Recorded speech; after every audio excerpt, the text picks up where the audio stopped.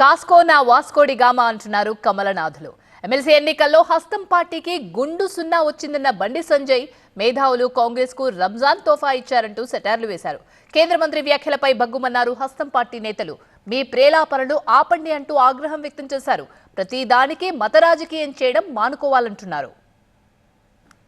తెలంగాణలో జరిగిన టీచర్ పట్టభద్రుల ఎమ్మెల్సీ ఎన్నికల్లో బీజేపీ సత్తా చాటింది. పట్టభద్రుల ఎమ్మెల్సీ స్థానాన్ని ఒక టీచర్ ఎమ్మెల్సీని కైవసం చేసుకుని మాంచి ఊపు మీదుంది. 3 రోజులుగా కాషాయ శ్రేణులు సంబరాల్లో మునిగి తేలుతున్నారు.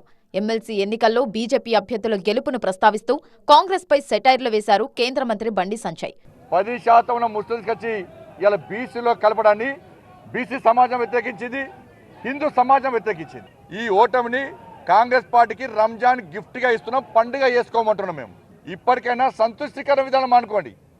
హిందూ సమాజాన్ని నిర్లక్ష్యం చేస్తే హిందూ సమాజంలో చైతన్యం లేదు, హిందూలో ఐక్యత లేదు అని కాంగ్రెస్ పార్టీలకు ఎవరైనా భావిస్తే ఇదే విధంగా గుణపాఠం చెప్తున్న విషయాన్ని రాజకీయ పార్టీలు గుర్తుంచుకోవాలి.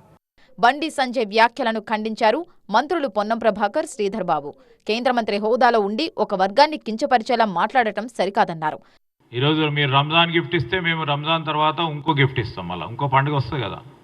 ఇండియా పాకిస్తాన్ మ్యాచ్ లెక్క చూస్తున్నాము.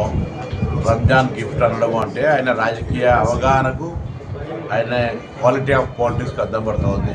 తెలంగాణలో కాంగ్రెస్ పనైపోయిందన్నారు కేంద్ర మంత్రి కిషన్ రెడ్డి. ఎమ్మెల్సీ ఎన్నికల్లో గెలుపు తమకు కొత్త ఉత్సాహాన్ని ఇచ్చిందన్న కిషన్ రెడ్డి తెలంగాణలో అధికారంలోకి వస్తామన్నారు. తెలంగాణ ప్రజల ఆకాంక్షలకు అనుగుణంగా ఇక్కడ ప్రభుత్వాలు పనిచేయడం లేదనే విషయం చాలా స్పష్టంగా నిన్న ఎన్నికల ఫలితాలు చూసిన తర్వాత స్పష్టమైంది. తెలంగాణలో పూర్తిగా భారతీయ జనతా పార్టీ అధికారంలో రావడం కోసమే తెలంగాణలో పనిచేస్తుంది తప్ప తెలంగాణలో పోటీ చేయడం కోసం ఇక ముందు పనిచేయం. మేము బీఆర్ఎస్ బీజేపీకి మద్దతివ్వడం వల్లే కమలం పార్టీ 2 ఎమ్మెల్సీలను గెలిచిందన్నారు కాంగ్రెస్ నేత అద్దంకి దయాకర్. ఈ ఐడియాలజికల్ వార్లో బీజేపీ వైపు బీఆర్ఎస్ ఉండడం అనేదే గమనించాల్సిన అవసరం, తెలంగాణ ప్రజలనేది గుర్తుంచుకోవాల్సిన అవసరం. ఎమ్మెల్సీ ఎన్నికలు జరిగిన జిల్లాల్లో 22 ఎమ్మెల్యేలు ఉన్న బీఆర్ఎస్ ఎందుకు పోటీ నుంచి తప్పుకుందని ప్రశ్నించారు కాంగ్రెస్ ఎంపీ మల్లు రవి. కేసుల నుంచి తప్పించుకునేందుకు బీజేపీతో బీఆర్ఎస్ లోపాయికారి ఒప్పందం కుదుర్చుకుందని ఆరోపించారు.